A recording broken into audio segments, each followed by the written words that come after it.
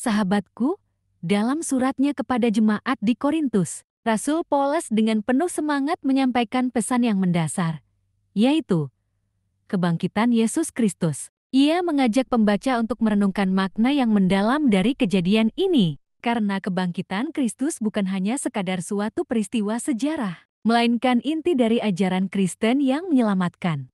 Kitab 1 Korintus 15 ayat 1-11 menjadi pijakan bagi renungan kita tentang kebesaran Yesus Kristus yang bangkit dan kuasa penyelamatannya yang tak terbatas. Marilah kita menjelajahi teks ini dengan penuh penghayatan dan kebijaksanaan. Ayat 1, dan sekarang, saudara-saudara, aku mau mengingatkan kamu kepada Injil yang aku beritakan kepadamu dan yang kamu terima, dan yang di dalamnya kamu teguh berdiri. Tafsiran. Paulus mengingatkan jemaat di Korintus akan Injil yang telah dia sampaikan kepada mereka, yang telah mereka terima dan pegang teguh sebagai dasar iman mereka.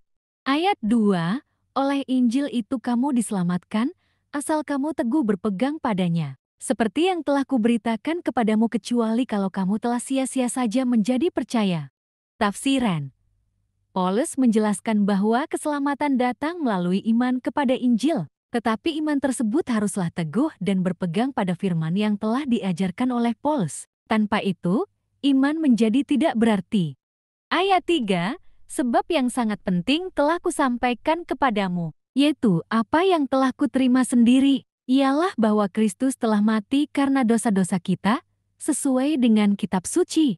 Tafsiran. Paulus mengingatkan bahwa pesan Injil yang dia sampaikan adalah bahwa Kristus mati untuk dosa-dosa kita, sesuai dengan nubuat dalam kitab suci. Ayat 4, bahwa ia telah dikuburkan, dan bahwa ia telah dibangkitkan pada hari yang ketiga, sesuai dengan kitab suci. Tafsiran. Paulus menjelaskan bahwa Kristus tidak hanya mati dan dikuburkan, tetapi juga dibangkitkan pada hari yang ketiga, sesuai dengan yang telah diprediksi dalam kitab suci. Ayat 5, bahwa ia telah menampakkan diri kepada Kefas dan kemudian kepada ke-12 muridnya. Paulus menyebutkan bahwa setelah kebangkitannya, Kristus menampakkan diri kepada Simon Petrus yang disebut Kefas, dan kemudian kepada ke-12 muridnya. Ayat 6, sesudah itu ia menampakkan diri kepada lebih dari 500 saudara sekaligus. Kebanyakan dari mereka masih hidup sampai sekarang, tetapi beberapa di antaranya telah meninggal. Tafsiran. Paulus mengatakan bahwa Kristus juga menampakkan diri kepada lebih dari 500 orang sekaligus, dan sebagian besar dari mereka masih hidup ketika Paulus menulis surat ini. Ayat 7, selanjutnya ia menampakkan diri kepada Yakobus, kemudian kepada semua rasul.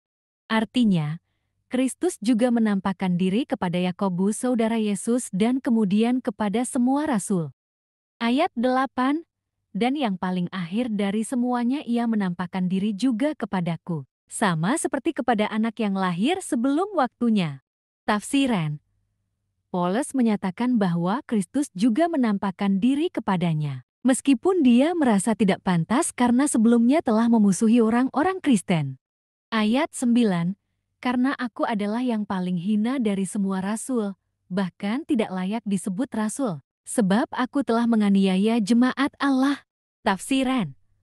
Paulus mengakui bahwa dia adalah yang paling kecil di antara rasul-rasul, dan tidak layak disebut rasul karena sebelumnya dia telah menganiaya jemaat Allah.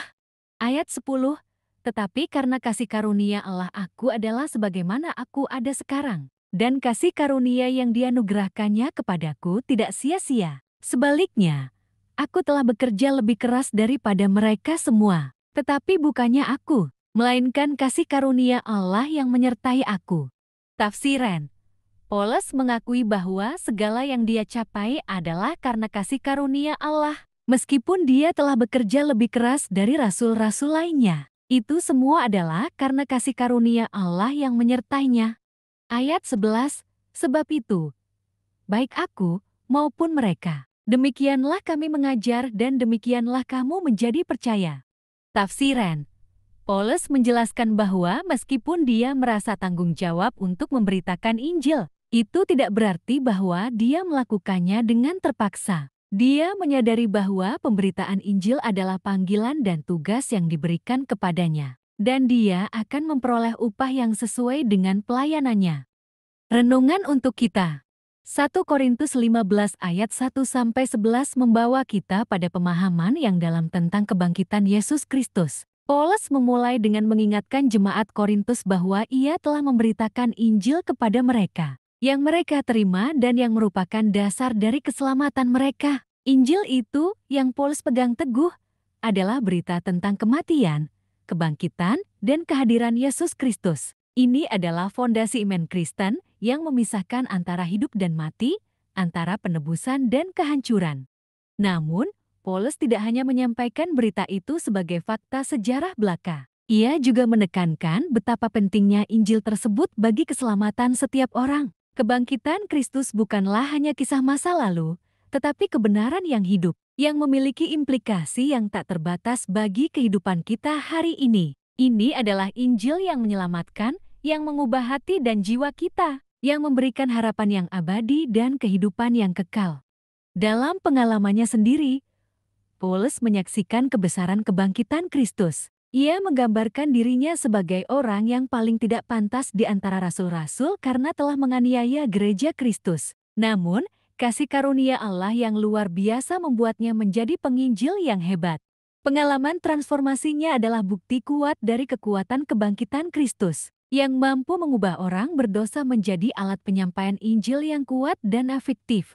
Melalui kisah Paulus, kita dapat melihat bagaimana kebangkitan Kristus memberikan harapan bahkan kepada orang-orang yang paling tidak layak pun. Ini adalah kabar yang menggetarkan hati, karena menawarkan keselamatan kepada semua orang tanpa memandang latar belakang atau masa lalu mereka. Tidak ada yang terlalu jauh atau terlalu berdosa bagi kuasa penyelamatan Kristus.